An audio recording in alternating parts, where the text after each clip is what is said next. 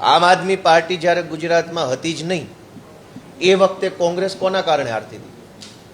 30 વર્ષ સુધી Congress party BJP સામે ટક્કર નથી લઈ શકી, ચૂંટણી નથી જીતી શક્યા. 30 વર્ષ અમારા જન્મ પહેલાના આ લોકો હારતા આવે છે. 1995 થી ચાલુ કરીએ તો 2022 સુધી કોંગ્રેસ પાર્ટી હારતી આવે છે. અમારો તો ક્યાં રાજનીતિમાં જ જન્મ નહોતો. યશુદાનભાઈ, ગોપાલભાઈ, મનોજભાઈ, ચૈતરભાઈ કોઈ રાજનીતિમાં નહોતા, શાળામાં ભણતા હતા અમે. તે દિવસે કોંગ્રેસ પાર્ટી ભાજપ સામે લડી નથી શકી, અને એ લોકો નથી લડી શક્યા, ભાજપ સામે પડી નથી શક્યા, જેલના ડરથી ડરે છે એટલે લડતા નથી ભાજપ સામે. ત્યારે જ તો અમારે રાજનીતિમાં આવવું પડ્યું. 2002માં તો હું પ્રાથમિક શાળામાં હતો, 2006માં માધ્યમિક શાળામાં હતો. એ વખતે કોંગ્રેસ પાર્ટી શું કરતી હતી? અમારી જેવા સાવ સામાન્ય પરિવારના છોકરાઓ સંઘર્ષ કરીને ધારાસભ્ય બની ગયા જનતાના આશીર્વાદથી.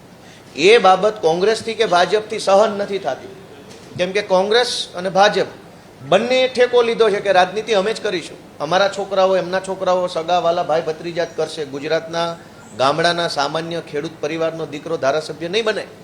એવો માહોલ ભાજપ કોંગ્રેસે કર્યો.